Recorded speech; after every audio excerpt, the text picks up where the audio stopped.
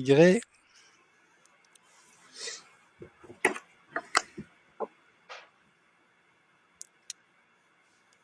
Eh bien, bonsoir à toutes et à tous et bienvenue pour ce 7e live des Cité Talks. Ce soir, on a la chance d'accueillir Damien Deville avec nous. Bonjour Damien. Bonsoir Simon. Merci de l'invitation, donc je suis ravi d'échanger avec toi ce soir. C'est un vrai plaisir. On va parler de plein de choses passionnantes avec toi. On va parler d'écologie, entre autres. L'écologie, c'est le 3e Cité Talks qu'on fait sur l'écologie. On a eu des gens de qualité avant toi. Voilà, c'est un prolongement. Et tu vas voir, on va avoir pas mal de connexions qui vont se faire avec également ta pensée. Donc on a eu Corentin la semaine dernière qui nous parlait plutôt des systèmes et il s'interrogeait sur pourquoi on s'engage pas suffisamment en écologie alors qu'on est beaucoup à être voilà conscientisé, en tout cas à s'intéresser à ces questions-là. Et puis on a également parlé de l'agriculture urbaine. Et ça aussi, je sens qu'il y a des connexions intéressantes à faire avec voilà, ta pensée, ce que tu écris. Est-ce que tu peux te présenter en quelques mots? Qui es-tu, Damien? Me présenter en quelques mots. Alors écoute, moi je suis géographe et anthropologue de la nature dans l'enseignement et la recherche actuellement. Alors ça peut faire bizarre de se dire de deux disciplines comme ça. C'est vrai que dans le monde scientifique, on a tendance à segmenter les sciences dures d'un côté et les sciences humaines de l'autre, et à l'intérieur de ces sciences segmentées en disciplines. Moi je viens plutôt de l'anthropologie, c'est-à-dire que depuis quelques années, je m'intéresse aux liens entre nature et culture. C'est toujours le cas dans mes recherches actuellement, et j'essaie de replacer ces relations dans des nouvelles modalités, pour vivre ensemble, pour faire territoire, pour faire politique quelque part, ce qui amène la géographie dans l'équation. Et puis en parallèle de ces recherches, je suis également un militant. J'aime bien me définir comme modeste, méditant et militant. Donc je suis, on va dire, dans les réseaux de l'écologie, dans le parti d'écologie politique, Europe Écologie Les Verts, et puis dans différentes associations qui portent plus que l'écologie, la diversité des territoires. Je me permets de faire la différence parce que c'est pas toujours synonyme, en fait. Paradoxalement, l'écologie n'est pas toujours synonyme de diversité, voire mal pensée, mal travaillée. L'écologie peut participer à détruire la diversité. En tout cas, historiquement, elle l'a fait. Et donc voilà, nous on essaye dans nos travaux, dans le livre qu'on a sorti avec Pierre Spilois, de contourner ces déficits de l'écologie pour qu'elle redevienne ce qu'elle est censée être, je crois, la gardienne des diversités naturelles, culturelles, territoriales, etc. Et puis bon, très rapidement aussi, attendez, je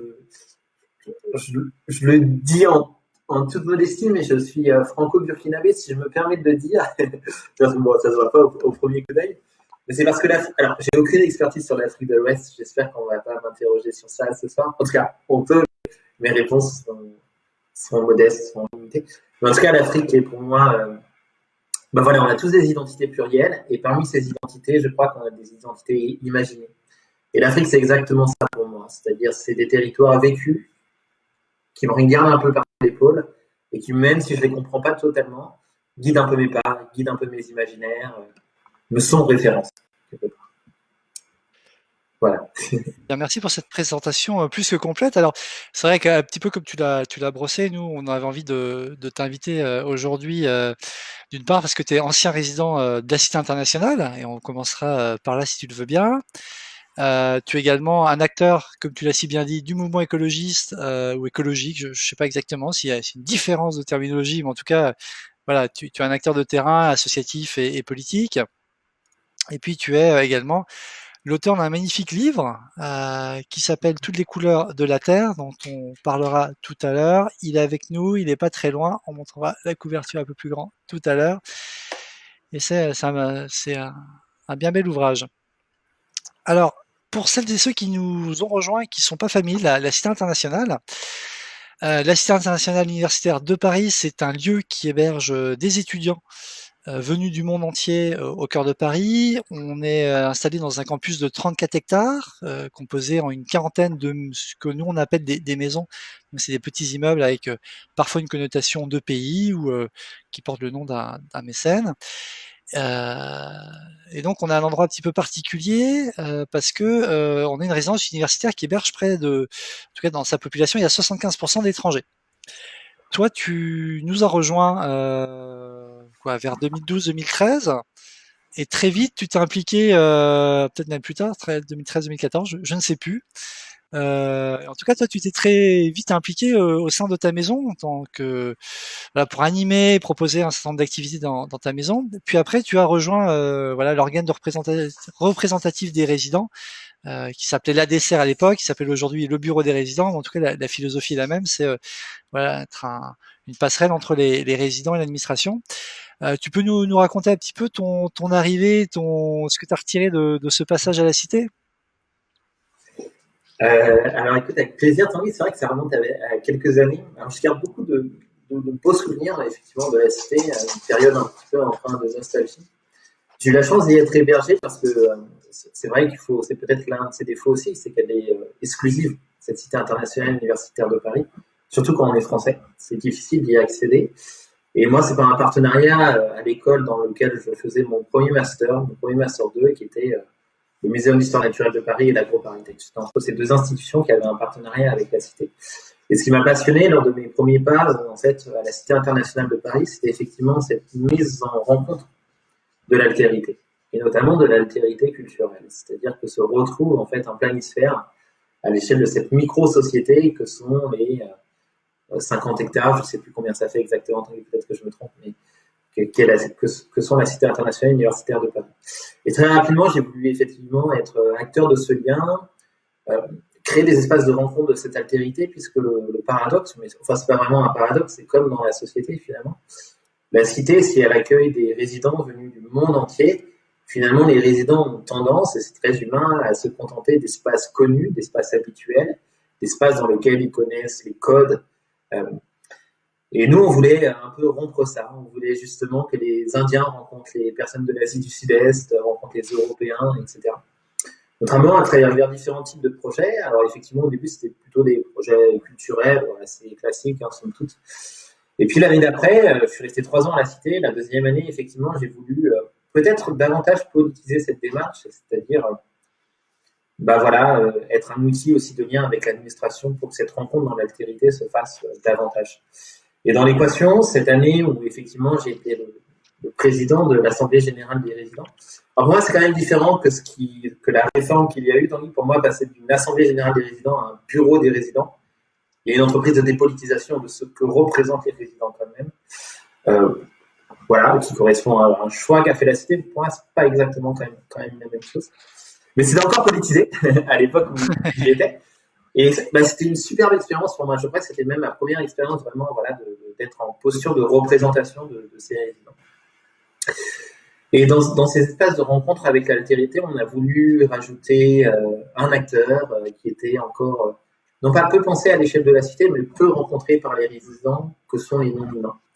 Et on a notamment porté un projet phare qui était un projet de jardin, pensé comme espace de sensibilisation, effectivement, à la nature, aux enjeux environnementaux à l'époque, mais également pensé comme espace de rencontre dans l'altérité entre les différentes nationalités qui composent la cité et avec les non-humains qu'on cultivait finalement dans le jardin. Et ça a très bien marché, c'était vraiment super parce que il a été très fréquenté.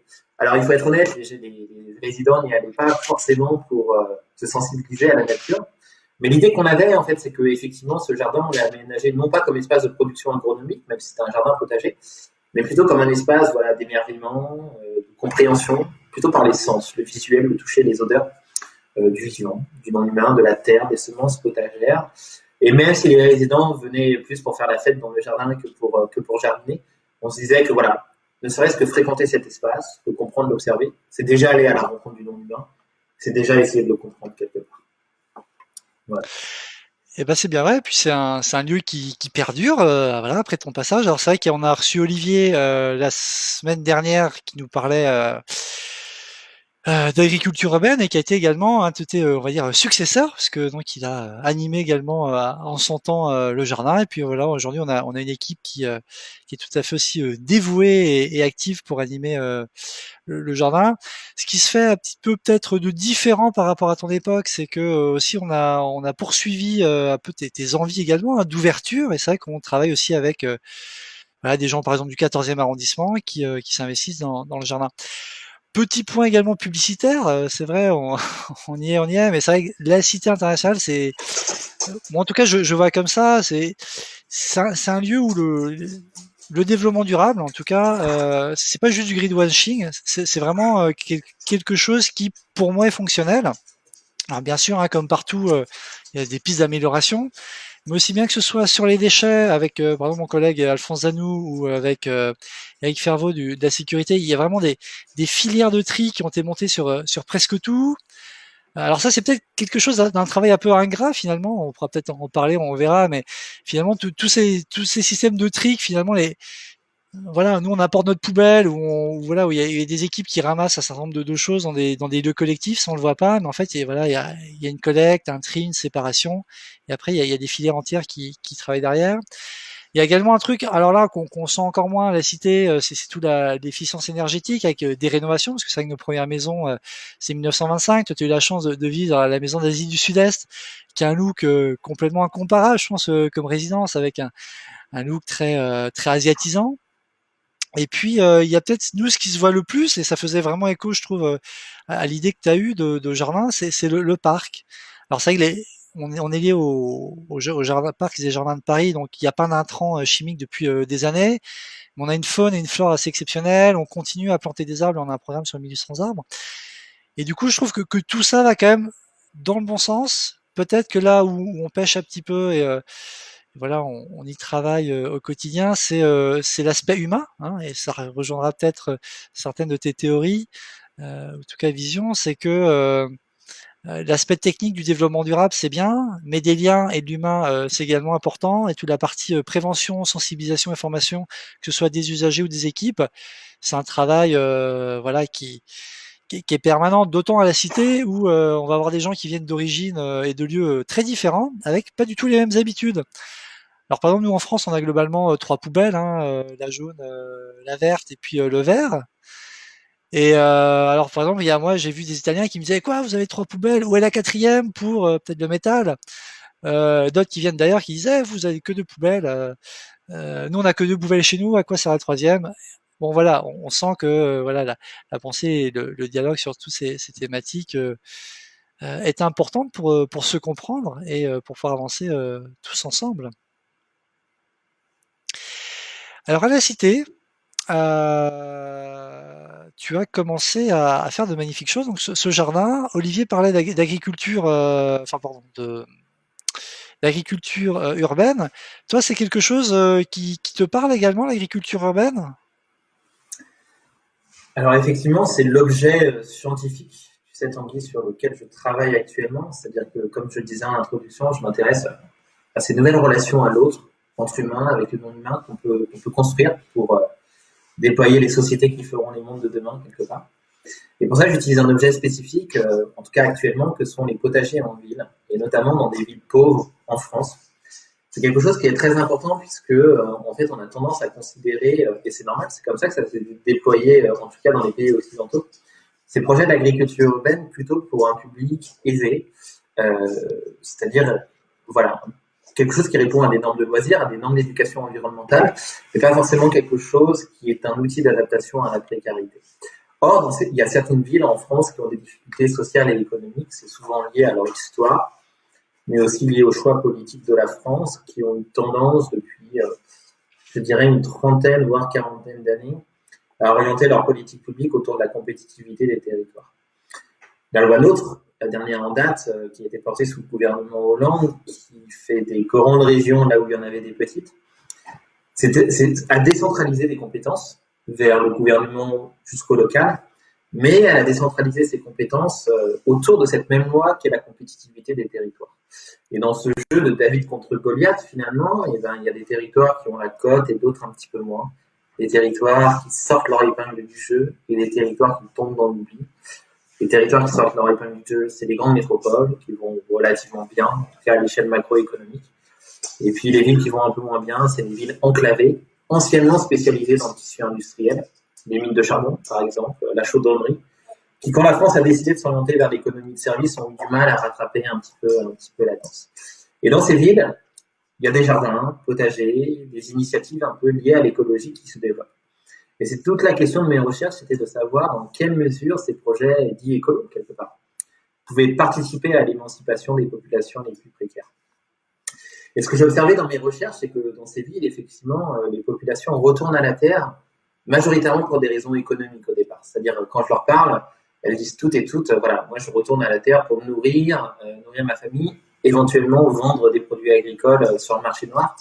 C'est interdit officiellement, tant qu'on n'a pas le statut professionnel d'agriculteur, tu ne peux pas vendre des produits agricoles, mais toléré. Et ce qui est intéressant, par contre, c'est que si la motivation économique est première, il y a un apprentissage qui se met en place par la pratique agricole, qui fait que cette motivation devient indissociable de plein d'autres motivations. On pourrait y revenir, si tu veux, dans les mais sociales, paysagères, spirituelles, même de l'ordre du lien à ceux qui étaient là hier dans le territoire et ceux qu'on aimerait voir demain, quelque part, aux récits territoriaux, aux fantômes. Et tout ça, ça m'invite à justement construire des théories sur et si le lien, en fait, à l'autre, qu'il soit humain ou non humain, et c'est tout ce qui comptait dans l'émancipation et comment on pouvait les mettre au cœur des politiques de développement. Là où ça rejoint les métropoles, c'est que dans les grandes, comme Paris par exemple, c'est que dans les grandes métropoles, on a oublié de penser les liens. Henri Lefebvre disait ça à son époque déjà, dans les années 68, mais je crois que ça n'a jamais été autant d'actualité. Il disait que dans les grandes métropoles, on a mis seulement l'habité dans l'habitat. Alors comme ça, c'est un peu théorique, mais ça veut dire seulement que nous, en tant que citoyens lambda, si j'ose dire, le seul espace d'appropriation qu'on a, c'est notre propre appartement, notre propre balcon, notre propre maison, mais que le reste, en fait, dans la rue, on passe d'un point A à un point B sans vraiment s'approprier l'espace, sans vraiment se sentir appartenir au territoire, sans croiser l'autre quelque part, qu'il soit humain ou non humain. Et ça crée plein de précarité économique, sociale, de la solitude, ça crée du stress, ça crée une sensation de ne jamais se sentir en prise à son destin, dans sa vie, dans les grandes métropoles, etc. Et les jardins sont des espaces qui ramènent en partie ce lien. Par contre, pardon, je suis un peu lent, Tanguy, tu me dis si je suis un peu lent. Non, c'est parfait. Je finirai par ça. Et je dirais qu'aujourd'hui, l'agriculture urbaine, elle est à la croisée des chemins parce qu'en parallèle de ces jardins, qui sont des beaux projets qu'il faut soutenir, se développe à la lumière de la vision économique qu'on a des mondes aujourd'hui, du tout numérique, du tout start-up, etc. Des fermes urbaines, sans sol, sans soleil, à grand renfort de produits chimiques, à grand renfort de lumière artificielle, etc. Des fraises dans des conteneurs, par exemple. Déjà, pour moi, ce projet pose question. Déjà parce que l'empreinte écologique qui gagne en relocalisant la production, ils la perdent complètement par des pratiques agricoles qui sont même très énergivores et qui ont une empreinte écologique assez monstrueuse. Mais surtout, ce sont des projets qui n'ont pas de lien à la terre, pas de lien au climat, le vivant est instrumentalisé. Dans ces fameux conteneurs dont je parlais, les bourdons, ils ont une espérance de vie de quelques heures parce qu'ils se cassent les ailes sur les armatures d'acier, contrairement à plusieurs semaines dans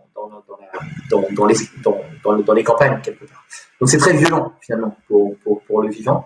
Et surtout, c'est des projets qui sont très subventionnés par la mairie de Paris au nom de l'écologie, par le gouvernement français au nom de l'écologie. Et puisqu'ils sont très subventionnés, si vous voulez, c'est une agriculture qui rentre en concurrence avec l'agriculture de nos campagnes, qui, elle, fait vivre les paysages, fait vivre le lien, a des relations avec les animaux moins violentes que ce qu'on trouve dans ces fermes urbaines, etc., fermes verticales urbaines. Et du coup, la question que ça pose, finalement, c'est déjà là, à Paris, on se retrouve à apporter une écologie qui détruit la diversité des territoires. Parce qu'on n'arrive pas à penser ce lien entre Paris et ses territoires, et les territoires. Et enfin, la question que ça pose, c'est est-ce que l'écologie, c'est juste un problème d'empreinte écologique quelque part, ou est-ce que c'est également une question de lien à l'autre, qu'il soit humain ou non humain? Et ça a été l'entrée, cette question a été l'entrée vers d'autres travaux qui sont notamment présents dans le livre que tu mentionnais tout à l'heure.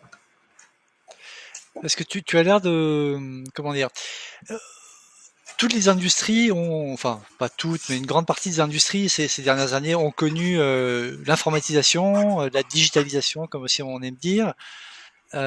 Toutes les industries en général se sont senties porteuses d'un message, d'une position, d'une vision, d'un forme de lien social un peu sacré. de valeurs également. C'est vrai que dans l'agriculture, on parle entre autres beaucoup de valeurs du territoire. Toutes y sont passées, toutes se sont transformées, elles vivent plus ou moins bien, mais il y a un nouveau lien qui s'est créé. Par exemple, si on prend l'industrie de la musique, on nous avait dit l'exception française, l'exception culturelle, c'était incroyable. Alors effectivement, ça a bouleversé l'économie, les majors ont pris une sacrée claque. Par contre, ce qu'on voit aujourd'hui, c'est que il y a peut-être 20 ans, il y avait, allez, je sais pas, 50, 100 personnes qui vivaient vraiment très très bien de la musique, et tout le reste n'en vivait pas, sauf Mhm. peut-être dans les concerts de musique classique. Mhm. Par contre, aujourd'hui, on a 10 000, 15 000 artistes qui vivent de leur musique. Ils vivent pas incroyablement bien, mais ils vivent avec un niveau de vie décent. Est-ce que l'agriculture, finalement, ce lien au territoire, cette vision qu'on lui donne, ces valeurs qu'on lui donne ne sont pas juste un peu un fantasme du passé, une image d'Épinal, l'image du poète, et finalement, voilà, elle va subir aussi sa transformation et ça ira bien. Mhm. Alors écoute, c'est une très bonne question que tu poses, Tanguy. Alors je pense qu'il y a plusieurs niveaux de réponse. Déjà, je rebondirais sur ta dernière phrase sur être une histoire de poète. On a besoin de poésie en démocratie. Et d'ailleurs, je crois qu'il n'y a pas de projet plus radical que de remettre de la poésie dans nos vies. Et justement, ces fameuses lois de mise en compétitivité des territoires, cette mise en industrie du monde et aujourd'hui cette mise en numérisation du monde, finalement, elle détruit beaucoup plus de liens qu'elle en crée. Et surtout, elle détruit la diversité des territoires. Aujourd'hui, si je prends le cas d'un territoire que je connais bien, qui est au cœur de mes recherches, c'est les Cévennes. Il faut imaginer, alors les Cévennes, c'est un imaginaire qui est très fort. C'est l'œuvre des Stevenson. C'est la terre des châtaigniers. C'est aussi une terre d'accueil, ça a toujours été une terre d'accueil, les Cévennes. Terre d'accueil des protestants d'abord, sous le joug catholique en France. Terre d'accueil des juifs lors de la Seconde Guerre mondiale, on l'oublie souvent, mais les Cévennes ont été des justes. Il y a beaucoup de juifs qui ont été cachés dans les auberges de Crète. Et puis plus récemment, terre d'accueil des hippies après mai 68, et puis aujourd'hui des néo-ruraux qui cherchent à inventer des modes de vie alternatifs. Pourtant, c'est un territoire qui va mal. C'est un territoire qui va mal parce qu'il s'est vidé à la fois lors de l'époque industrielle, les gens sont partis des campagnes pour aller vivre en ville. Euh, et du coup, ils ont détruit finalement des systèmes d'appartenance au territoire, ils ont abandonné les châtaigneraies, ils ont abandonné la vie de village. Et pourtant, c'est toute cette vie, tout ce sens qui était garant de la biodiversité que connaît les Cévennes, qui était garant d'un vivre ensemble, d'une diversité territoriale qui apporte de l'émancipation, etc. Bien sûr, ces valeurs changent. Hein. De toute façon, je pense que c'est un mythe de penser qu'une culture est figée, qu'une identité est figée. Toutes sont louvoyantes au fil du temps. Et justement, la question, c'est pas de les mettre sous cloche, mais c'est de leur donner la capacité de continuer à exister par elles-mêmes, si elles souhaitent continuer à exister par elles-mêmes. Or, dans le développement territorial tel qu'il a été porté en France, on a privé les territoires du sens commun, on a privé les territoires de pouvoir inventer un vivre ensemble. Et ça, c'est quelque chose qui est présent dans nos espaces. On le voit, hein, des villages abandonnés, des territoires abandonnés, des territoires où il n'y a plus d'emplois, etc., où il n'y a plus d'opportunités sociales et culturelles. Mais il est présent également dans nos esprits. C'est-à-dire qu'on parle beaucoup de l'urbanisation des espaces, on parle un peu moins d'une autre urbanisation qui est, à mon sens, beaucoup plus forte, qui nous engage davantage, qui est l'urbanisation des esprits. Dans le sens où on a beau vivre en campagne, on a le regard tourné vers la ville, on place les imaginaires culturels dans les villes, les imaginaires artistiques dans les villes, les opportunités dans les villes. C'est un exemple que je prends souvent, peut-être que certains m'ont déjà entendu le dire, pardon si je me répète, mais je trouve qu'il est très parlant, puis tout le monde peut se l'approprier. C'est que finalement au cinéma, il suffit d'aller au cinéma pour se rendre compte que tous les films, ou presque, se passent en ville. Et comme la France reste un pays très centralisé, tous les films se passent à Paris. Et ça, qu'est-ce que ça crée? Ça crée une hiérarchie, des territoires contre les autres. Ça entraîne des territoires dans lesquels on place le progrès, on place la modernité, et des territoires qui tombent dans l'oubli, puisqu'ils ne sont plus représentés dans l'art ou dans la culture, etc. Donc pour revenir en fait à cette numérisation du monde, si tu veux, Tanguy, effectivement, le numérique a plein de choses à apporter. Je pense que c'est comme tout, il faut le mettre au service du lien. Il y a quand même une différence très forte entre le domaine de la musique dont tu parlais et le domaine de l'agriculture dont je parlais, pour les fermes verticales sans sol. L'une, les fermes urbaines verticales, violente le vivant, que écouter sa musique sur Deezer ne violente pas le livre. Et je pense que voilà, c'est à cette lumière, je crois qu'il faut penser les évolutions du monde. C'est finalement, est-ce que ça participe à l'émancipation de cette communauté de destin qui entraîne dans un seul et même bateau cause sociale et cause environnementale, humain comme non humain. Si oui, on fonce, ça entraîne du progrès. Sinon, on se questionnera 2 fois avant de le déployer dans les territoires. Alors, ce qui est génial, c'est que tu me fais une transition toute trouvée, Damien. Tu parlais à l'instant, voilà, tu prends comme territoire de recherche les Cévennes, en tout cas comme exemple d'une évolution un peu qu'a pu connaître la société française. On va dire c'est quoi ces dernières 50 années, même si on pourrait remonter peut-être encore un peu plus loin. C'est vrai qu'il y a eu voilà, nos territoires ont connu l'industrialisation qui a amené le dépeuplement des campagnes, puis peut-être parfois un peu un retour, une mécanisation des champs, le remembrement des espaces, l'abandon d'un certain nombre de territoires et de villages.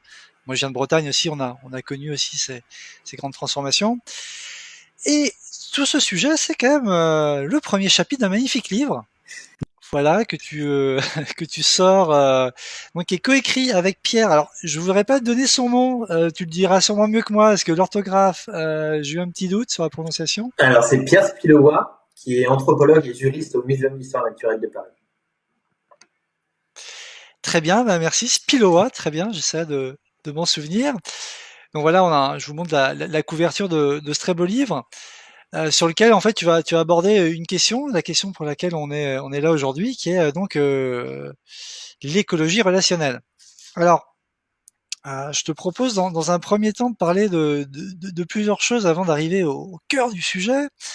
La première, c'est pourquoi un livre à 4 mains? C'est pas courant. Plus vous êtes jeune, voilà, toi tu écris ta thèse, peut-être que Pierre aussi a écrit des choses en ce moment. Vous auriez pu partir chacun de votre côté. Pourquoi cette rencontre? Pourquoi l'envie d'écrire tous les deux? Alors, c'est une très bonne question, Tanguy. Elle serait un peu longue à déployer dans ces espaces de l'intime, parce que c'est vrai que ce livre, c'est une aventure professionnelle, mais c'est aussi une aventure d'amitié, je crois. Pour le dire un petit peu rapidement, c'est qu'avec Pierre, on s'est rencontrés sur les chemins de l'anthropologie. On a des parcours différents, c'est-à-dire que moi, je me suis ouvert à l'anthropologie d'abord par les chemins de la biodiversité. C'est-à-dire que le début de mon parcours académique, je l'ai orienté sur la protection de la nature au sens absolu du terme, c'est-à-dire protéger les populations de koalas, d'éléphants sur eux-mêmes, etc. Jusqu'à une expérience en Australie qui m'a retourné un peu le cerveau. J'étais parti là-bas pour protéger les populations de koalas. Et pour les protéger, on les séparait des humains et ça posait plein de questions éthiques, anthropologiques, sociales, politiques. Et de retour d'Australie, je me suis dit, mince, est-ce que finalement, bien protéger ces koalas, bien participer à l'émancipation des populations humaines, ça ne serait pas une question de lien entre nous d'abord et avec le non-humain ensuite, et du coup une manière de penser autrement le vivre ensemble, l'aménagement de l'espace, etc. Donc en fait, c'est par la nature, si j'ose dire, par la biodiversité, que je suis arrivé à ce chemin de la relation. Pierre, c'est tout le contraire. C'est-à-dire que Pierre, il a été bercé des mondes de la culture, il a un papa pasteur, il a été immergé de ses imaginaires théologiques, anthropologiques, culturels, jusqu'à une expérience qui l'a mené, alors il en parlerait mieux que moi, hein, bien sûr, j'espère ne pas écorcher son parcours, mais qui l'a amené au Moyen-Orient, en terre palestinienne. Et puis là-bas, il s'est rendu compte qu'en fait, les rapports politiques entre Israël et Palestine n'étaient pas une question de culture, une question de rencontre, c'est une question de rapport à la terre, de rapport à l'espace, et par extension de rapport au non-humain qui composent également ces territoires. On va se faire des amis aujourd'hui dans les commentaires. et du coup, voilà, il est arrivé à ce chemin de la relation par la culture quelque part. Et du coup, on s'est dit que ça serait incroyable, finalement, nous qui sommes issus d'un chemin théorique différent, qui sommes issus de territoires qui nous a infusés de manière différente. Pierre, c'était le Moyen-Orient, moi, c'était l'Australie, puis un peu plus tard, l'Afrique de l'Ouest. Finalement, par ces chemins différents, on est arrivé à la même conclusion. Et donc, on avait envie de livrer cette conclusion dans le livre. Alors, effectivement, les Cévennes sont très présentes dans le livre, comme d'autres territoires, d'ailleurs, des territoires soit qu'on a fréquenté ensemble avec Pierre, soit qu'on a fréquenté chacun de notre côté. Pourquoi ? Parce que l'une des hypothèses de le livre, c'est que tout est relation, quelque part. Et que quand on dit que tout est relation, ça veut dire que nos personnes, nos intimités, nos personnalités sont également la somme des relations qui, nous, qui nous composent quelque part. Et si je dis ça, c'est parce que finalement, la théorie qu'on développe n'aurait pas de sens si on ne donnait pas à voir les relations par lesquelles on est passé avec Pierre. Et c'est vrai que les Cévennes ont été un instant fort de mon parcours académique. Du coup, elles sont très présentes. En tout cas, elles sont présentes dans le chapitre 1 du livre, effectivement, qui parle des périls. Tu parlais de l'Australie, cette envie de l'ailleurs, de l'étranger, c'était quelque chose que tu avais déjà avant la cité ou c'est quelque chose que tu as développé à la cité? Alors écoute, oui, j'ai toujours eu un amour de l'altérité, alors, souvent une altérité très fantasmée, imaginée, tu sais, quand on est petit, on s'imagine les mondes d'ailleurs qu'à travers nos propres filtres d'enfants, d'émerveillement quelque part. Ils sont toujours différents quand on s'y confond. Mais j'ai eu la chance de beaucoup voyager, j'ose pas trop le dire, c'est un peu tabou maintenant dans les milieux écolos. Et en même temps, je me permets de souligner ce paradoxe, c'est que voyager pollue certes, mais c'est l'un des seuls moyens de s'ouvrir à l'altérité. En tout cas, à une altérité qui est différente. Nicolas Bouvier disait que voyager, c'est se mettre en situation de vulnérabilité. Car on quitte ses habitudes, on quitte ses acquis. Et c'est quand, justement, on est dans une situation de vulnérabilité qu'on a les sens qui s'ouvrent complètement. On peut vraiment rencontrer l'autre pour ce qu'il est, et non pour ce qu'on voudrait qu'il soit. C'est-à-dire qu'on retire ces filtres, en fait, de préjugés qu'on projette vers l'autre. Donc le mouvement a du bon pour rencontrer l'altérité, il est nécessaire pour rencontrer l'altérité. Et du coup, pour porter les sociétés inclusives, écologiques du demain, il y a une vraie question à avoir sur le fait n'est plus tellement de ne plus bouger, mais peut-être de bouger autrement. Et aussi, ça c'est très important, de redécouvrir la diversité qui est proche de chez nous. Parce que ça, c'est quelque chose qui nous a sauté aux yeux avec Pierre. On a tous les deux énormément voyagé. Avant et après la cité, d'ailleurs, pour moi. Et c'est que, en fait, la diversité qu'on projetait ailleurs, très loin, dans les terres de savane, par-delà les montagnes, sur les sommets de l'Himalaya, eh ben, elle est quelque part présente chez nous, dans les moindres recoins de nos quotidiens, dans les moindres rues, aller dans la Nièvre, il y a autant de choses à comprendre, aller en Cévennes, il y a autant de choses à comprendre que d'aller à Abidjan. Mais cette diversité, on n'arrive plus à la voir. Et on n'arrive plus à la voir pourquoi? Parce que l'éducation occidentale, la manière dont on parle de nos sociétés, la manière dont on fait politique, dont on fait démocratie, ne nous permet plus de la voir et de la comprendre. Et ça a été l'une des ambitions du livre aussi, c'était de permettre à chacun de redécouvrir la diversité, qu'elle soit proche ou lointaine quelque part. Depuis qu'on échange tous les deux, il y a un mot qui revient très souvent, c'est l'altérité. Dans le premier chapitre, alors moi, je vais pas mentir, hein, j'ai lu essentiellement les 100 premières pages du livre. Donc je vais découvrir la suite après. Donc tu brosses un portrait des Cévennes. On dirait presque, voilà, que en préparant l'émission, je t'avais dit ça, presque une photographie ou un reportage de Salgado, qui est également l'ancien résident de la cité, qui est un photographe, qui avait lui pris le parti de photographier, en tout cas à une époque, voilà, toutes les industries qui pensaient partir en déclin. Donc il y a voilà, des photos du milieu ouvrier, de mines, d'usines. Voilà, ça m'a rappelé un petit peu ça, étonnamment. Et puis ça m'a beaucoup finalement. J'ai senti une forme de nostalgie un peu dans, voilà, peut-être la nostalgie du poète déjà. Ça parlait joliment des paysages, des évolutions des sociétés. Ça m'a fait aussi penser à la question de l'identité, parce que l'altérité c'est l'autre, mais pour connaître l'autre, il faut aussi des fois réussir à se connaître soi-même, ou en tout cas à réussir à se définir pour avoir des fois des échanges peut-être. C'est peut-être une première base. Alors bien sûr, nous allons pas refaire l'identité, le combat, enfin dans le débat sur l'identité nationale de 2011-2012. Mais voilà, j'ai trouvé qu'il y a quelques citations juste rapides d'une chanson qui s'appelle d'un morceau d'un rappeur qui s'appelle This Is, qui est un rappeur voilà, français mais avec des origines sénégalaises. Et donc lui il dit qu'en fait il se retrouve pas tout à fait en tant que voilà, il sait pas trop où se positionner. Il écrit je suis banlieusard ou citadin. Voilà, première question voilà, parce que pour certains, en particulier quand on arrive à Paris, moi j'étais pas parisien, enfin, on dit j'habite à Paris, on habite en banlieue, et finalement les gens de Paris te disent ah mais non, t'habites en banlieue. Et pour toi c'est Paris, l'Île-de-France c'est Paris. Enfin, il y a déjà ce premier positionnement. Il dit je bois du vin mais j'aime pas le fromage. Est-ce que je suis un demi-français? J'aime les livres. Est-ce que je suis un mec de quartier? Donc voilà, la question de l'identité, je trouvais, est un peu sous-jacente à tout ce premier chapitre sur les Cévennes. Toi, en tant qu'anthropologue, en tant que géographe, comment tu aurais tendance à définir ce qu'est une identité d'une personne? J'imagine que c'est une vaste question. Je pense que voilà, on sent les ouvrages de philo derrière par palette, mais toi, c'est quoi ton point de départ? Bah, écoute, c'est une très bonne question, hein, tant qu'il serait présomptueux de ma part de dire que j'ai la réponse. C'est une question qui a traversé, hein, qui traverse toujours toutes les sciences humaines et sociales, hein, beaucoup plus que l'anthropologie. Ça traverse aussi la sociologie, la géographie, l'éthologie. Qu'est-ce que l'identité animale? Qu'est-ce que les façons de faire sociabilité chez les animaux? Peut-être quelques clés de réponse pour appréhender ces identités.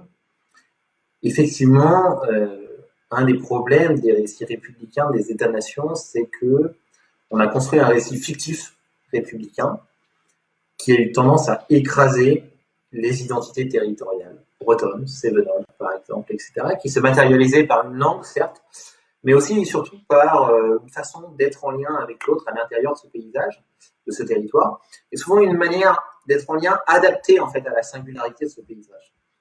Dans le Béarn, par exemple, en béarnais, l'ours, ça se disait mosso, qui voulait dire monsieur.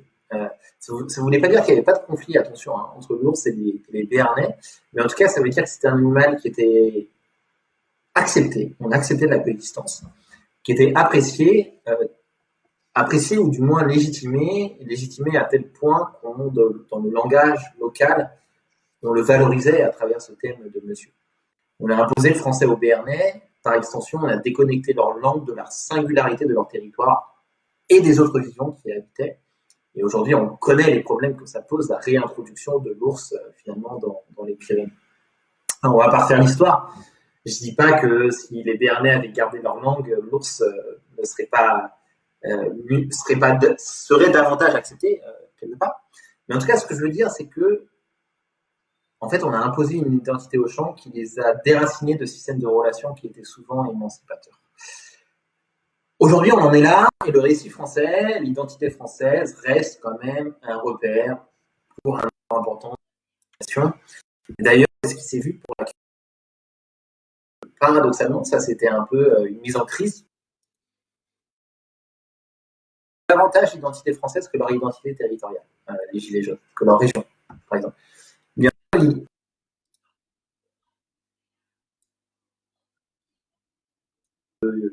région de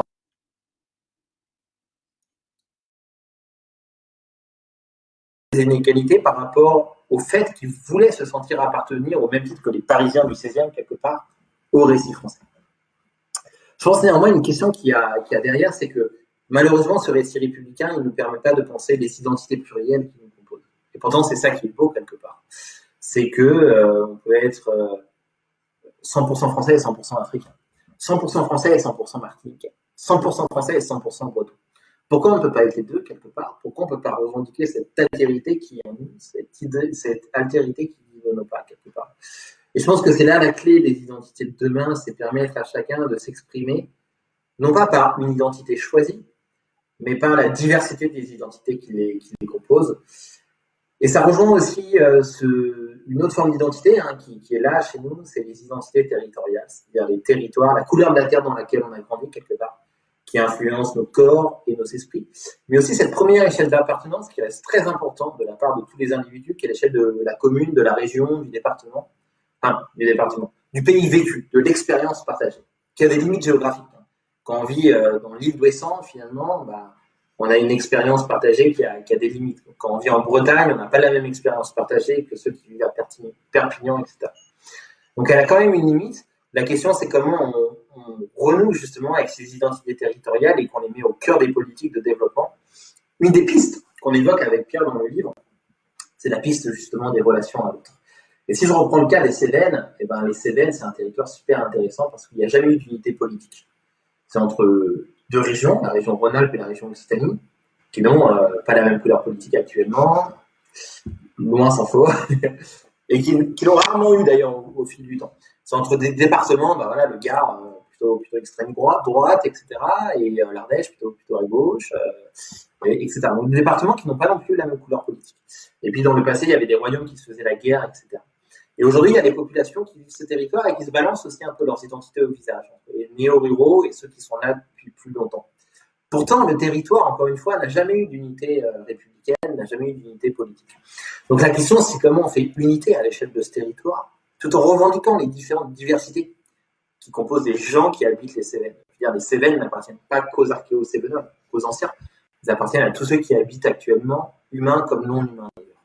Et l'une des pistes, c'est que quand tu parles finalement aux gens qui habitent les Cévennes actuellement, qu'ils soient nouveaux sur le territoire ou plus anciens, il y a deux choses qui ressortent énormément. La pratique de la résistance, on l'a vu ça à travers la terre d'accueil qui a été les Cévennes, mais aussi l'amour des montagnes, quelque part, l'amour des sommets, l'amour des grottes, l'amour des lacs qui composent les Cévennes. Donc là, par le lien au paysage, il y a une manière de réaffirmer la singularité d'un lieu, son identité quelque part, tout en étant inclusif de toutes les personnes, tous les vivants qui y habitent. Moi, je rêverais, en fait, de projets politiques qui remettent ces liens au paysage au cœur de leur modèle de développement, quelque part. Ça donnerait quoi concrètement ce lien au paysage? Ça va dire des constructions plus adaptées, renforcer un tourisme écologique, c'est partir sur des agricultures ou des habitats qui sont historiquement plus liés à l'histoire d'un territoire? Alors, très bonne question, Tanguy. C'est pareil, ça mettrait beaucoup de temps à y répondre, je crois. J'imagine. Changer la manière d'aménager le territoire, bien sûr. Bien sûr. Une des maladies des mondes qu'on connaît aujourd'hui, et je crois d'ailleurs que c'est la maladie majeure, c'est le pire ennemi des sociétés écologiques de demain, c'est l'uniformisation des mondes. On construit de la même manière les territoires à Brest qu'à Lille, qu'en Cévennes, qu'à Strasbourg, qu'à Montpellier, etc. Les mêmes façons de faire route, les mêmes façons de faire rond-point, les mêmes façons de faire maison, les mêmes façons de faire foyer, les mêmes façons de faire ville et village, quelque part. C'est une maladie parce que d'une part, ça déconnecte les villages de leur territoire, de leur paysage, qui sont pourtant vecteurs d'émancipation, mais c'est une maladie aussi parce que ça tue le sel de la vie, quelque part, le sel des territoires, la diversité des mondes, ce qui fait qu'on a envie d'aller à la rencontre de la différence, ce qui fait qu'on a envie de bouger en Bretagne ou qu'on a envie d'aller à Montpellier. Ça, c'est quelque chose qui est très fort et je me permets de le souligner, Henri, c'est que parfois on aime aller passer des week-ends dans une autre ville et on se complaît à visiter les singularités de cette ville. Le vieux centre qui a été patrimonialisé, par exemple, le musée qui va bien, etc. Mais c'est un trompe-l'œil. Ce truc-là, il est un trompe-l'œil parce que quand on dézoome un petit peu, à l'échelle d'une métropole, par exemple, à l'échelle de la ville, eh ben on observe en termes d'indicateurs de développement que toutes les villes s'inventent pareil. À travers notamment l'attractivité des jeunes de l'international, dans des universités ou des écoles de renom, à travers l'attractivité de start-up ou des classes, ce qu'on appelle les classes créatives, à travers une capacité à faire du tourisme dans son arrière-pays et par extension à administrer son arrière-pays, etc. Donc au fond, il n'y a rien qui ressemble plus à Montpellier que Lille, Bordeaux, Marseille. Et ça se prouve aussi à l'international. Il n'y a rien qui ressemble plus à Marseille, finalement, que toutes les grandes métropoles du Sud, même, qu'Abidjan, que Dakar, etc. Il y a des singularités. Quand on va à Dakar, il y a des choses typiques qui se passent. Mais elles ne sont pas mises au cœur des modèles de développement. C'est de la folklorisation. Et moi, je rêverais, effectivement, d'un monde où on va à Abidjan découvrir une vraie altérité, une autre manière de faire le monde qui est adaptée à la fois à l'épaisseur anthropologique d'Abidjan, à la diversité qu'elle a à offrir au monde quelque part. Donc changer la manière d'aménager les territoires, oui. Renouer avec l'histoire, tout dépend de quelle histoire on parle. L'histoire des vieilles pierres, l'histoire, moi, elle m'intéresse pas trop, à vrai dire, parce que je crois qu'elle fige les choses. Je suis récemment allé dans un village qui est magnifique, qui est le village d'Amboise, dans la région Centre-Val de Loire. Toute la vie du village tourne autour du château et de la valorisation touristique de son château, qui est connu en France, en Europe, dans l'Europe entière. Sauf que le château, il n'est pas du tout approprié par ceux qui vivent le territoire au quotidien, par ceux qui vivent en Amboise. C'est une industrie touristique qui est privatisée, ou du moins en partie privatisée, en partie publique, mais en tout cas, c'est pas un outil d'appropriation du territoire. Les vieilles pierres, pour moi, m'intéresseraient, la mise en récit de l'histoire d'un territoire m'intéresserait si elle est mise au service, en fait, de relations renouvelées à l'intérieur du territoire, du vivre ensemble, qui soit catalyseur, si tu veux, d'un vivre ensemble à l'intérieur du territoire. Dans ce château d'Amboise, on peut imaginer 1001 activités, quelque part, qui participent à l'émancipation des gens qui sont avant tout sur place et non pas les touristes de passage, quelque part. ou en tout cas qui participent autant à l'émancipation des touristes de passage que à ceux qui vivent sur place. Donc il y a tout ça à réinventer quelque part, et j'entends que c'est très difficile, c'est une bifurcation radicale par rapport à la manière dont on a pensé les territoires jusqu'alors, mais c'est une bifurcation qui est ô combien nécessaire. Mais il y a un mot là qui t'est cher dans tes discours, dans tes écrits, c'est le mot territoire. Un mot avec lequel j'ai un petit peu de mal. J'ai l'impression d'avoir tellement entendu à toutes les sauces, vidé de sa signification, de sa substantielle moelle. Voilà, les territoires, tout le monde parle des territoires perdus de la République au territoire du formulaire de demande de subvention. Qu'est-ce que tu mets toi derrière l'idée de territoire? Parce que quand on te lit, le territoire, ça a l'air d'être aussi bien le petit village de ton enfance que un demi-continent. Ça a l'air d'être très vague pour toi la notion de territoire.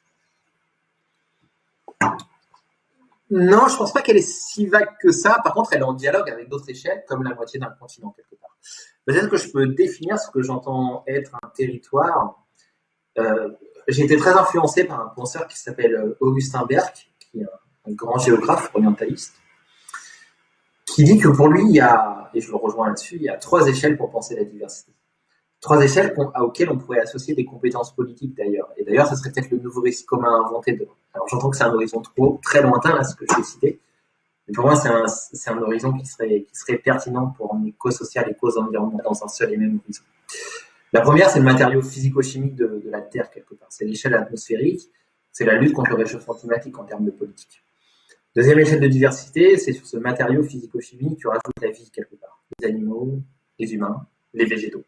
Donc là, ce sera plutôt à une échelle finalement biorégionale, la Méditerranée d'un côté, etc., auquel tu pourrais associer comme compétence politique la préservation, justement, des grands équilibres écosystémiques à l'échelle internationale, tu vois, par exemple, ou une mise une mise en réciprocité des territoires pour que chaque territoire ait accès à l'égalité devant la loi, l'égalité devant les chances, le service public, etc. Et enfin, dans cette troisième échelle, tu rajoutes l'habité. Donc l'échelle du symbole, l'échelle du vivre ensemble, l'échelle du lien. C'est une échelle beaucoup plus fine. Cette échelle beaucoup plus fine. Alors, pardon, l'échelle des symboles des humains d'abord, mais aussi des non-humains, car ils ont des manières de faire sociabilité, de faire habiter. Ils s'approprient également un territoire. Cette troisième échelle, beaucoup plus fine, c'est l'échelle du territoire. C'est comme ça qu'on le définit, l'échelle de l'expérience partagée, quelque part. Alors, cette échelle, elle n'est pas prédéfinie, si tu veux, par avance. C'est-à-dire qu'elle dépend de chaque territoire. L'île d'Ouessant, par exemple, c'est un tout petit territoire qui fait territoire, je pense, en partie sur lui-même. L'île a une singularité sur elle-même. Les Cévennes, je pense que ce qui fait territoire, c'est un peu plus grand que l'île d'Ouessant, qui est toute petite, en fait. Voilà. Je cite des exemples un peu caricaturaux, mais c'est pour montrer qu'en fait, tout dépend de la singularité de la région. Les limites d'un territoire ne sont pas égales d'une région à l'autre.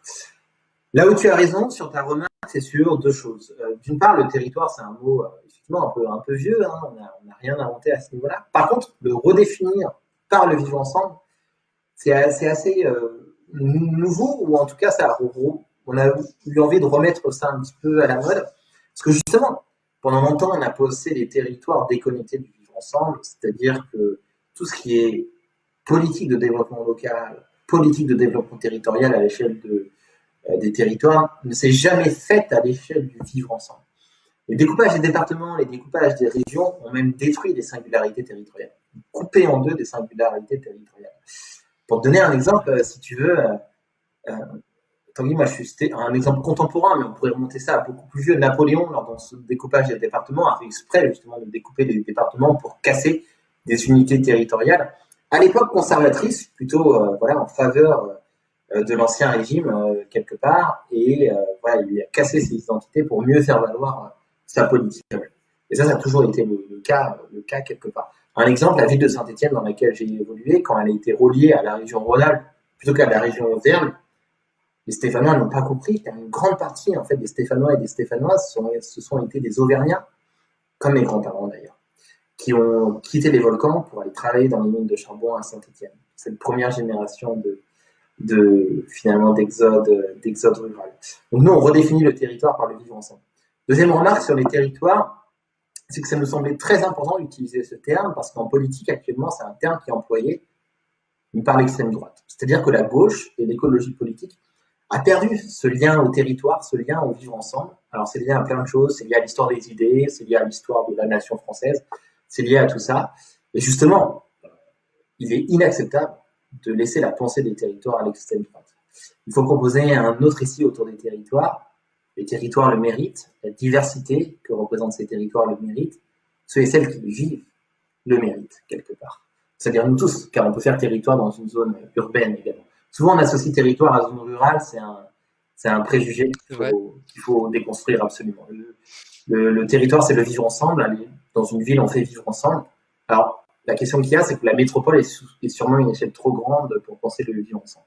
Enfin, dernière remarque, il y a eu une révolution là, ces dernières décennies, tu l'as très bien cité Tanguy tout à l'heure, c'est la révolution numérique. Et cette révolution numérique, ce qu'elle entraîne, c'est qu'on peut se sentir appartenir à différents territoires, voire à être plus proche, c'est mon cas, d'un territoire qui est loin de nos corps, mais qui est proche de nos yeux par ce que permet le numérique quelque part. Pour donner un exemple, je me sens plus proche d'un copain qui est à l'autre bout du monde, de nos proches au Burkina Faso avec mon épouse, que de mon propre voisin ici, là où j'habite paradoxalement.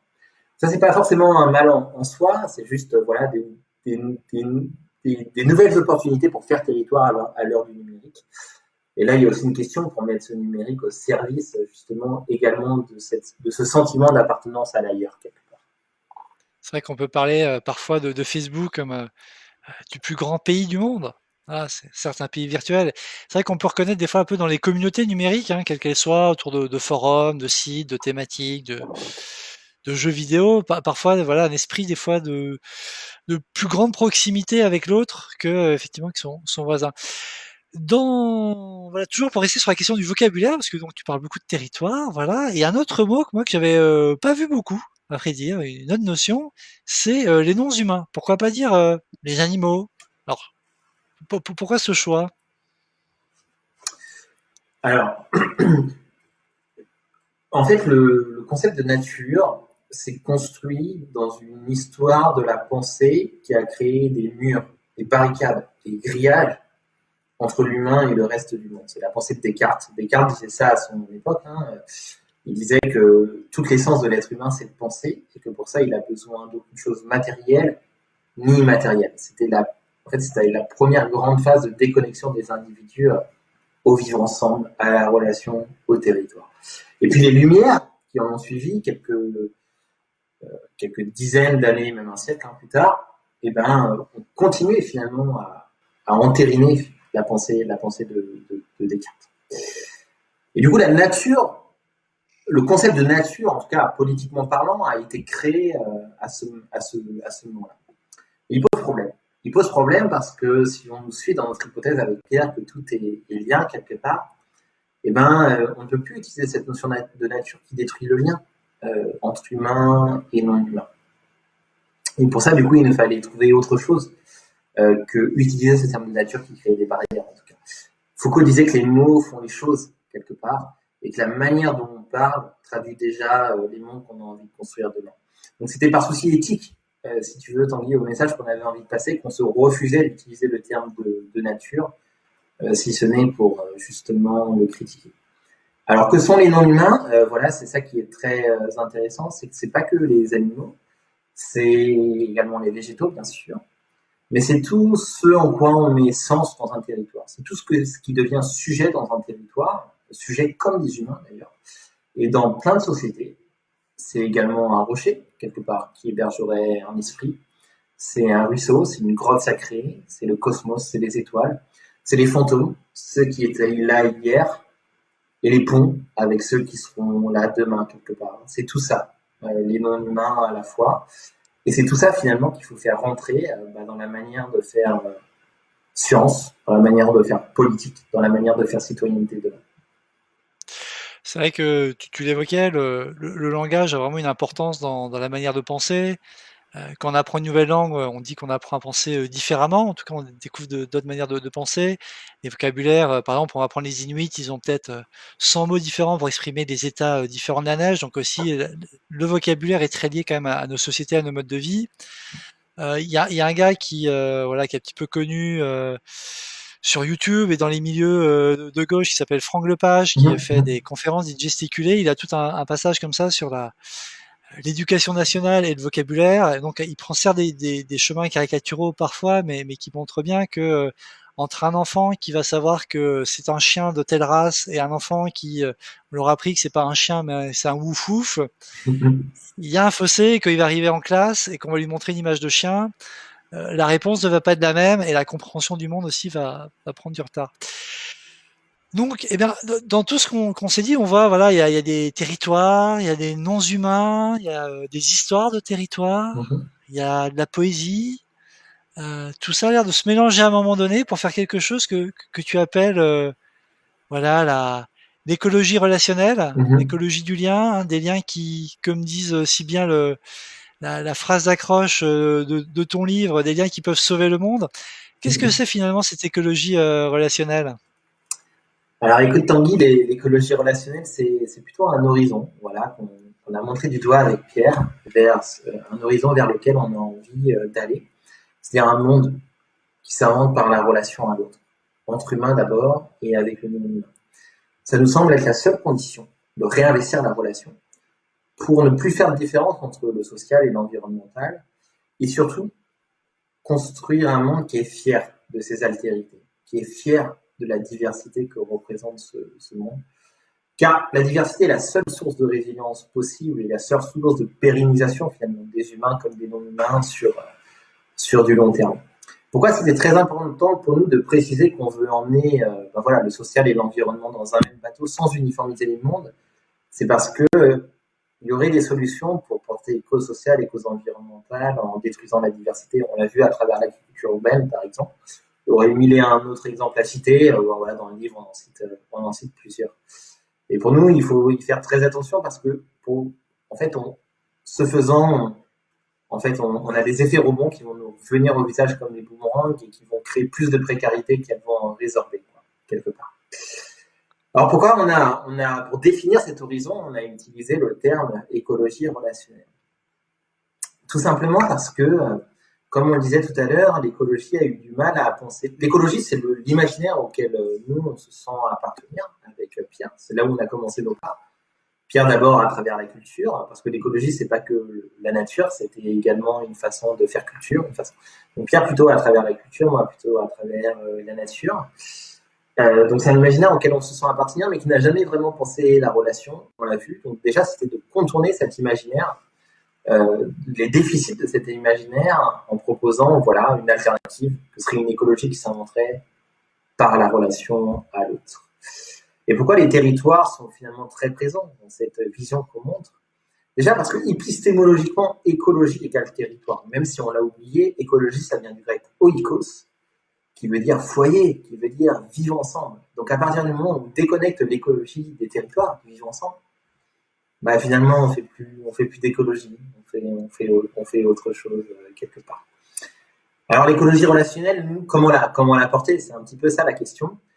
Dans le livre, on ne propose pas une formule toute faite. Pour nous, justement, il faut lutter contre le prêt à penser. On offre plutôt, voilà, comme des références, des piliers, des cannes d'aveugles, quelque part, sur lesquelles se reposer pour penser cette relation. Pour nous, il y en a trois qui peuvent être portés dans n'importe quel territoire. C'est ça qui est intéressant, c'est que c'est des concepts qui peuvent être portés n'importe où, sans uniformiser les mondes, tout en s'adaptant finalement à la singularité de chaque ville, de chaque territoire, de chaque vivre ensemble, etc. Le premier, c'est la vulnérabilité. On est tous vulnérables, et pour lutter contre cette vulnérabilité, on a besoin d'être en lien avec l'autre. Cette condition de vulnérabilité, c'est un commun qu'on partage également avec le non-humain. La deuxième, c'est la rencontre, quelque part.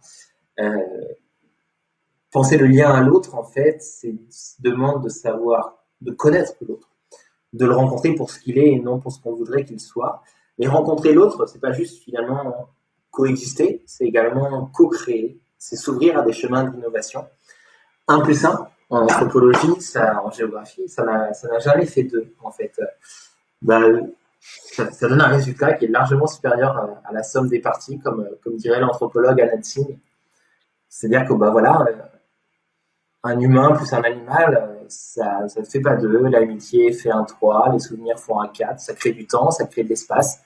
Lorsqu'on aménage son jardin pour accueillir cet animal, lorsqu'on aménage son emploi du temps, ou en tout cas qu'on devrait aménager son emploi du temps pour passer du temps avec l'autre. Alors tu vois ce que ça crée, 1 plus 1, imagine à l'échelle d'un territoire, avec une multitude d'humains et une multitude de non-humains, tous les possibles qu'il existe. Mais pour ça, ça demande au préalable de se donner des outils conceptuels, citoyens, scientifiques, pour pouvoir comprendre l'altérité et s'ouvrir à l'altérité. Et enfin, un troisième pilier, très rapidement, Tanguy, c'est la justice. Pourquoi la justice? Parce qu'une fois qu'on a dit relations, on va pas jusqu'au bout de l'idée, dans le sens où la domination, la prédation, c'est également des formes de relations. Donc, pour que les relations soient émancipatrices envers les deux parties prenantes, il est important de les redéployer à la lumière de la justice. Une justice qu'on commence à maîtriser en termes de concept pour les sociétés humaines, en tout cas, je le crois, qu'on ne maîtrise pas du tout pour les non-humains. Donc là, il y a un vrai effort scientifique, citoyen à faire pour inventer les formes de normes. La justice, c'est ça, c'est des normes sociétales, qui nous permettent d'inclure les non-humains comme des sujets démocratiques et non plus comme des objets, comme c'est le cas depuis quelques siècles maintenant. Ouais. Alors, on voit que tu as une pensée, un horizon, tu t'es déjà investi assez fortement dans la vie, que ce soit politique ou associative, tu as déjà monté des structures.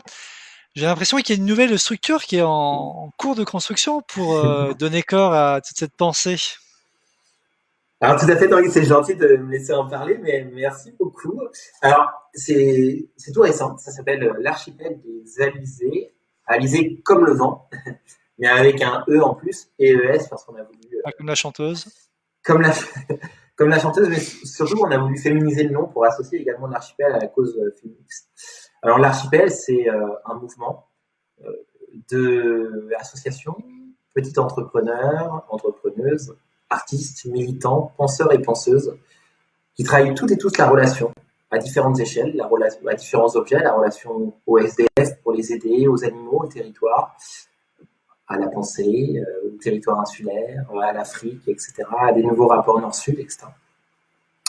Et puis on s'est dit que voilà, il manquait un mouvement qui faisait lien pour porter cette fameuse société de la relation qu'on appelle de nouveau. C'est de là qu'est né l'archipel des Alizés. Alors pourquoi la notion d'archipel? Puisque en fait, c'est une notion qui a été théorisée par un auteur qui s'appelle Édouard Glissant. Un archipel, il faut l'imaginer comme un archipel au sens géographique du terme, c'est-à-dire que chaque association du mouvement compose une île qui garde sa singularité, qui garde sa gouvernance en fait, mais on fait un monde commun tout en valorisant justement la diversité de toutes les îles. C'est quelque chose qui est très important parce que dans les réseaux, en fait, dans les mouvements, et là j'inclus également des mouvements dans lesquels je suis intégré par ailleurs, Alternativa, pour citer juste les mouvements de l'écologie, mais on les retrouve dans tous les mouvements, Extinction Rebellion, je crois aussi en partie Europe Écologie Les Verts, sont des mouvements qui ont tendance, au nom de l'unité collective du mouvement, à détruire la diversité que représente chaque militant, que représente chaque structure du mouvement. Et ce faisant, on perd une richesse incroyable. Et surtout, on participe encore une fois, à uniformiser les mondes. Nous, on voulait contourner ça, et la forme archipel, la pensée archipel nous permettait de le contourner. Autrement dit, l'archipel essaye de penser la relation, et on a choisi un mode de gouvernance, si j'ose dire, qui est lui-même relationnel. Alors, ça, c'est la théorie. Plein de projets pratiques sont à venir. On a envie de militer sur le terrain. On a envie de mener la bataille culturelle. Je crois que dans toutes les batailles qui nous attendent, la bataille culturelle est la plus importante de toutes. Car elle change nos façons de penser, nos projections. Et quand ces projections changent, finalement, tout change quelque part. On a un projet de médias pour mettre en avant cette pensée de la relation, cette diversité des territoires. Et puis surtout, on va valoriser ce que font toutes ces associations, tous ces entrepreneurs, tous ces artistes sur le terrain ou prise des luttes locales, des réalités locales, etc. Alors, pour finir, ce que je tiens à dire aussi, Tanguy, c'est qu'aujourd'hui, c'est moi qui parle de l'archipel des Alizés, mais je suis en aucun cas le gardien de l'archipel des Alizés. C'est que c'est un projet qui est entièrement collectif, qui est de main tendue. D'ailleurs, tous ceux et toutes celles qui veulent nous rejoindre sont plus que bienvenus. Et il y a une diversité de visages qui va représenter bien sûr l'archipel des Alizés. D'ailleurs, tout le monde est légitime à partir du moment où on a envie de porter la dynamique de le représenter. On a une vidéo de lancement qui sort demain sur notre groupe Facebook. Donc, s'il y en a qui sont un petit peu curieux, rendez-vous demain vers 18h pour voir cette vidéo. Je la rajouterai en description. D'accord. J'ai un bug, j'arrive à rien poster. Voilà, je rajouterai après la description. J'avais prévu de mettre des trucs en commentaire, j'ai rien réussi à mettre. Ce que tu disais tout à l'heure sur la notion d'archipel, alors réinstant publicité en tout cas, mais ça me fait vraiment penser à la Cité internationale, un peu à sa structure. C'est vrai qu'on a des maisons qui ont des identités parfois très marquées, des maisons de pays parfois, avec des systèmes de fonctionnement, de vie très définis. Et on a des projets comme ton jardin du monde, que tu as initié avec Aubin, le vélo volant, d'autres projets transverses comme ça qui existent sur notre territoire et qui permettent justement de casser un peu des fois ces modes de fonctionnement et de permettre aux gens de se rencontrer. Comme aussi tout simplement dans les cuisines, chez nous, on a l'habitude de dire que tant d'histoires se créent dans les cuisines de la cité. C'est vrai que pour celles et ceux qui ne connaissent pas, on peut aller du Japon à l'Allemagne en à peu près 2 minutes à pied. Voilà, on a des cuisines, par exemple, et il y a des pays qui ont, enfin, en tout cas moi je connais pas, et nous occidentaux en général on les connaît moyennement, comme par exemple l'Inde, ou entre le nord de l'Inde et le sud de l'Inde, c'est pas les mêmes langues. L'anglais, c'est leur langue, la seule langue qu'ils ont pour communiquer, parce qu'ils ont des langues territoriales, régionales. C'est pas les mêmes ingrédients, c'est pas les mêmes façons de cuisiner, et donc tous ces gens se retrouvent dans les cuisines et voilà, et créent de l'altérité, de la découverte, de l'échange et du partage. Eh bien, voilà, ça fait à peu près 1 heure qu'on est ensemble. Je te remercie. On va se diriger vers la fin. Je regarde un petit peu dans les commentaires. Dans les commentaires qu'on a eu, voilà, bon, ça a parlé de jardinage, voilà, les commentaires de Muriel qui disait que jardiner c'est être humain, et un autre Pierre disait que pour se cultiver, voilà, que jardiner pour se cultiver aussi c'est une bonne idée. Finalement, il y a ce côté très pratique au jardinage que vous qui se fait. On jardine, on teste, on a des échecs, on a des réussites, et puis ça nous ouvre sur d'autres mondes parfois, sur des techniques, sur d'autres territoires de pensée, des océans d'inconnus, j'ai l'habitude de dire. C'est très beau. Et puis ça permet de rencontrer aussi des gens. Et puis c'est vrai que vous, le jardin, ce qui a permis au jardin de se construire chez nous et de perdurer encore aujourd'hui, c'est que vous êtes monté en groupe d'amis finalement. Vous êtes arrivés, vous avez appris à vous connaître, sûrement qu'en partie vous vous voyez toujours en dehors du jardin, et puis une autre génération est venue, voilà, des gens se sont fait amitié, ont quitté la cité, continuent à échanger, et on voit que finalement, au travers de ce jardin, il y a de la vie. Il y a de la vie. Alors, si je peux me permettre, très rapidement, Tanguy, de rebondir sur ces commentaires qui sont très beaux, il y a rien de plus politique, citoyen, finalement, de cultiver son jardin. Je crois que de tout temps, en fait, les jardins ont vraiment été les endroits où l'humain a mis le meilleur de soi. C'est un espace de lien avec l'humain, tu l'as dit, un espace de lien avec le non-humain, un espace de lien aussi avec les fantômes, avec ceux qui étaient là hier. J'en veux pour cause un des jardiniers que moi j'ai rencontré dans mes recherches qui jardine avec un sécateur tout rouillé, pas du tout efficace, mais pour rien au monde il changerait le sécateur parce que c'est le sécateur qui appartenait au grand-père, un grand-père qui lui a appris à jardiner. Donc c'est des espaces aussi de souvenirs, mais aussi des espaces de projection dans le futur. Et je crois que jardiner, c'est bien plus qu'être humain quelque part. C'est devenir un hybridé, humain, autant gardien des mondes humains que des mondes non humains quelque part. Et cette notion d'hybridé, je crois qu'elle est vraiment à déployer. Elle est très sérieuse, hein, même si elle renvoie à quelque chose aussi de politique. Elle est très sérieuse et elle a matérialisé. Donc, engageons-nous, jardinons quelque part. Il n'y a rien de plus politique et de plus politique. C'est un transhumanisme d'un nouveau genre que tu nous proposes. Je voyais également, alors il y avait un commentaire je l'ai marqué, mais les fenêtres bougent, c'est incroyable, de Enda Jean Malan qui parlait bon plutôt politique, voilà, des chefs de village qui partent en crédibilité avec parfois les choix d'urbanisme qui se développent. Il y a un livre que j'ai lu il y a fort longtemps, donc j'aurais du mal à avoir une critique très précise ici à apporter. Je peux vous le conseiller en tout cas, c'est Jeunes d'Afrique, agissons, c'est écrit par Zakaria Touré, c'est un Burkinabé que j'ai eu la chance d'avoir en prof à l'université. Et quand je l'ai lu il y a quelques années maintenant, c'est pas de première fraîcheur finalement dans ma mémoire, j'avais trouvé que le message qu'il proposait était assez intéressant. Eh bien voilà, Damien, je crois qu'on va s'arrêter là pour aujourd'hui. Il y a tant de sujets qu'on aurait pu aborder, pu ouvrir. Voilà, la question des fantômes. Je trouve ça passionnant. Ça, c'est un vrai sujet qui est très lié à l'anthropologie quelque part, à Tout à l'étude fait. de nos communautés. Je vais faire un dernier instant publicité. Je suis un vrai homme sandwich aujourd'hui. On a beaucoup parlé aujourd'hui de liens. À la Cité, notre slogan, c'est construire des liens durables. On a un réseau des anciens qui s'appelle Cité Alumni pour les anciens résidents de la Cité, les résidents même, avec voilà des chapitres, des communautés thématiques. Je vous engage à aller faire un petit tour. Il y a plein de belles choses qui s'y passent. C'est animé par une ancienne résidente qui s'appelle Wana, voilà, qui travaille avec nous et qui demain également fait un magnifique live avec voilà un ancien résident sur des questions, me semble-t-il, plutôt européennes. Je vous invite à aller y faire un petit tour. Nous, demain également, on se retrouve un peu plus tôt, Goana. Nous, on se retrouve à 18h avec une patineuse artistique de niveau olympique. Voilà, on va parler sport de haut niveau, Joli. de glace, de la vie dans une fédération sportive. Voilà, c'est des territoires qui sont pas alors, j'emploie maintenant le mot territoire, attention. Des territoires qui sont pas forcément connus. C'est vrai que moi, c'est des types de sports que je vois limite COJO ou mondiaux, et dont je m'intéresse jamais le reste de l'année. Donc ça m'intéressait de découvrir et de vous faire découvrir un peu ces territoires, d'autant qu'on a des sportifs de haut niveau à la Cité. Merci encore Damien. Alors je vous rappelle, je vous remets une petite image là pour ceux qui n'auraient pas vu, mais on va vous mettre tous les bons liens en description. Voilà, il y a ce magnifique livre, Les couleurs de la Terre, que je vais finir de lire, promis. Voilà, dans toutes les bonnes bibliothèques et bons vendeurs. Voilà, matérialisés ou dématérialisés, on est quand même confinés. C'est un livre qu'on peut dire qui a reçu un super accueil. Vous avez fait quand même beaucoup de passages en médias, en presse. Parce que sûrement que la vision que tu proposes autour de l'écologie relationnelle est quand même un peu surprenante, un peu novatrice. Ça change quand même voilà, de ce qu'on nous montre habituellement de l'écologie.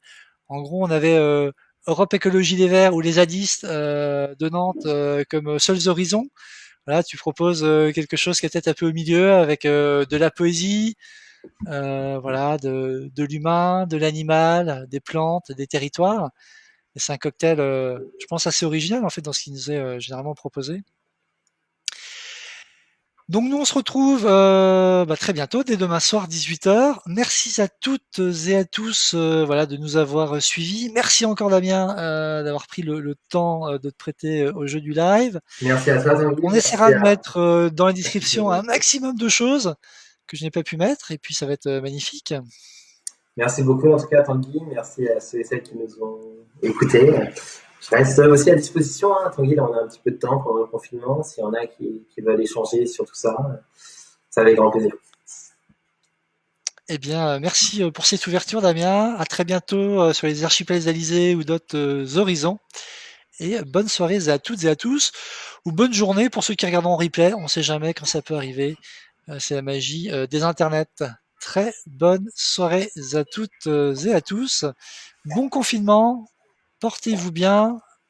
Au revoir.